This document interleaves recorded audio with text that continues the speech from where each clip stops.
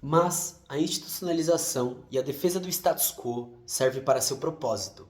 As chamadas mudanças provocadas deveriam, portanto, segundo a sociologia acadêmica, ser realizadas por minorias, por elites equipadas social, metodológica e economicamente.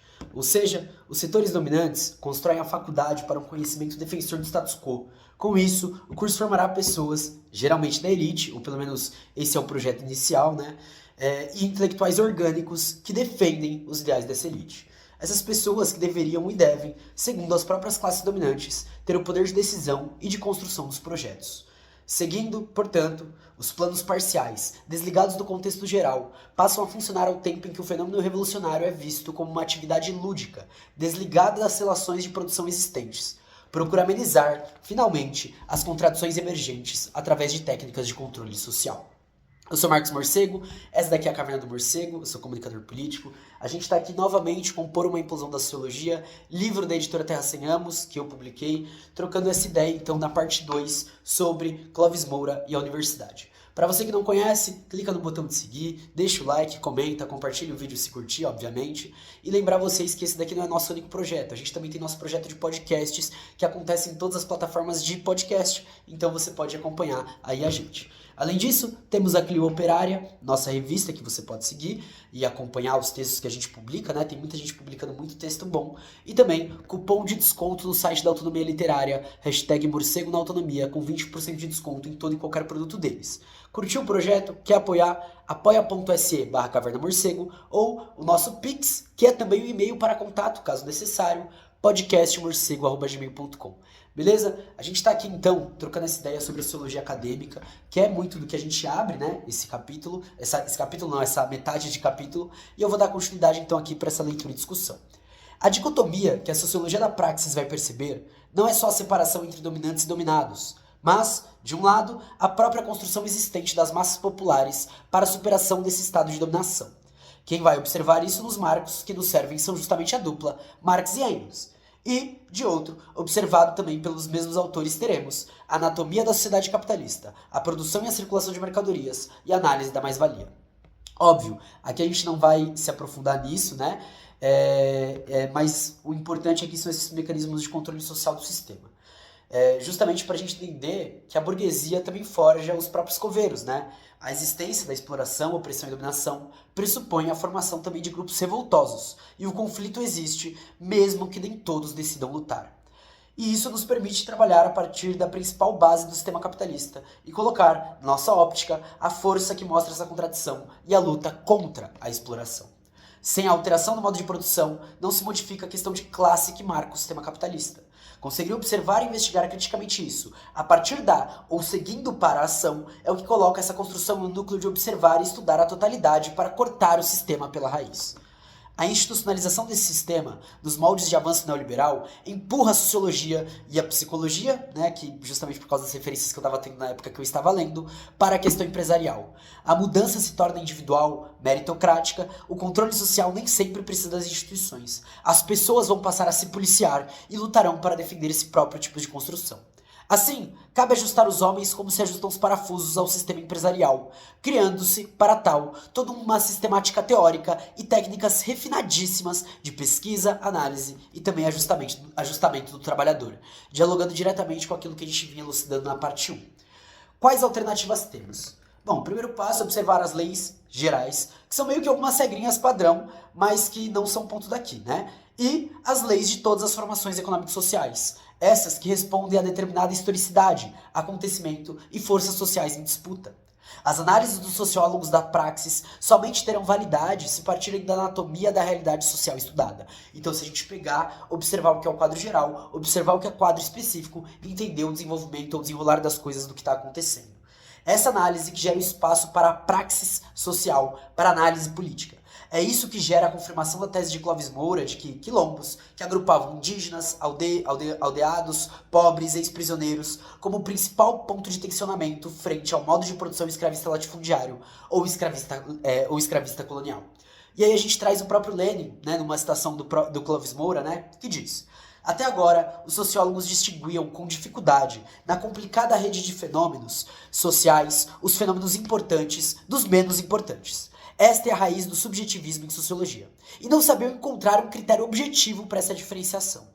O materialismo proporcionou um critério completamente objetivo ao destacar as relações de produção, como a estrutura da sociedade, permitindo que se aplique a essas relações o critério científico geral da repetição. O que isso quer dizer é que a partir dessa análise, o desenvolvimento deixou de ser analisado de uma perspectiva contínua e única.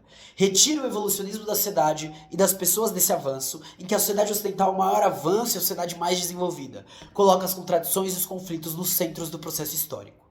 O socialismo constitui uma realidade impossível de fugir quando, ao analisar determinada formação econômico-social ou alguns de seus aspectos fundamentais, deve levar em consideração, portanto, que, dentro do bojo de cada uma, há uma série infindável de contradições que entram em choque, criando novos problemas sociais, novos planos de realidade, cabendo captar essas contradições no seu dinamismo. Se essa análise dá a possibilidade de uma ação social, é porque essa prática política deve ser realizada.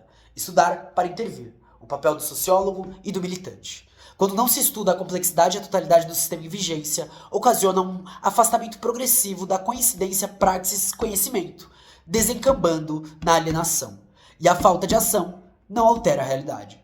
A sociologia da praxis necessita, portanto, dessa união entre o conhecimento e a ação. Apresentar 2 textos de Florestan não foi um mero acaso, né? É evidente que ele mesmo muda de posição sobre o maior investimento nas ciências sociais, sobre o papel do sociólogo, em que o problema não se encontra mais no modo de fazer ciência apenas. Como defende Clóvis Moura, a própria ciência tem os seus parâmetros e seus limites estabelecidos pelo sistema. A sociologia da praxis, assim, se separa da sociologia acadêmica. Uma sociologia que serve tanto para um regime capitalista, quanto para o fascismo, quanto para socialistas, não é sociologia. Retomamos a afirmação de prática e de união entre a sociologia e o socialismo, que separados recaem em um sociologismo e em uma má interpretação da realidade social. A sociologia da praxis é que abre o espaço pela sociologia política de uma análise do Estado, que conforme vemos em Lenin e Marx, primariamente, mas diversas outras pessoas abordarão, posteriormente, como elemento de ordenamento social, de coerção. Força, criação da aceitação do regime e, obviamente, manter o modo de produção capitalista que se formava.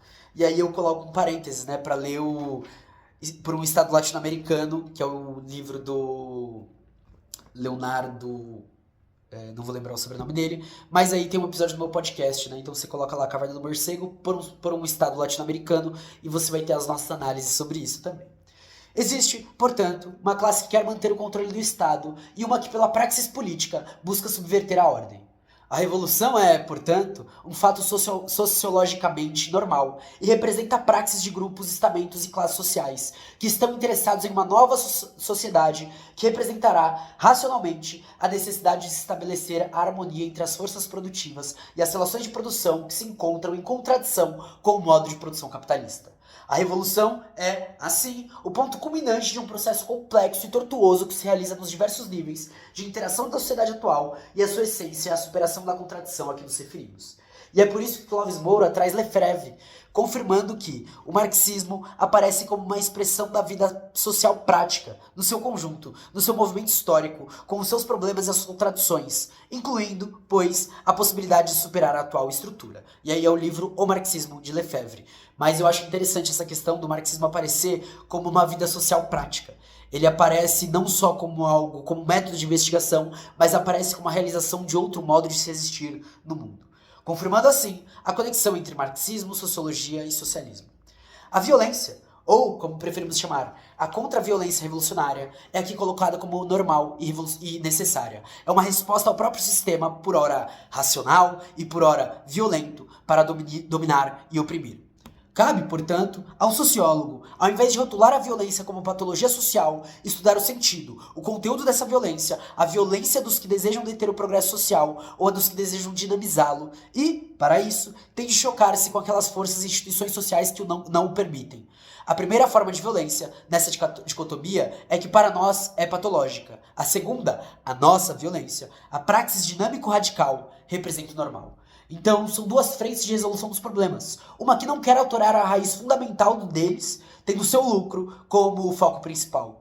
E a outra frente é de nós, marginalizados, que pode observar o todo global e objetivamente, inclusive com o uso da violência, alterar o próprio modo de produção. E aí eu encerro esse capítulo com uma frase do próprio Clóvis Moura, né?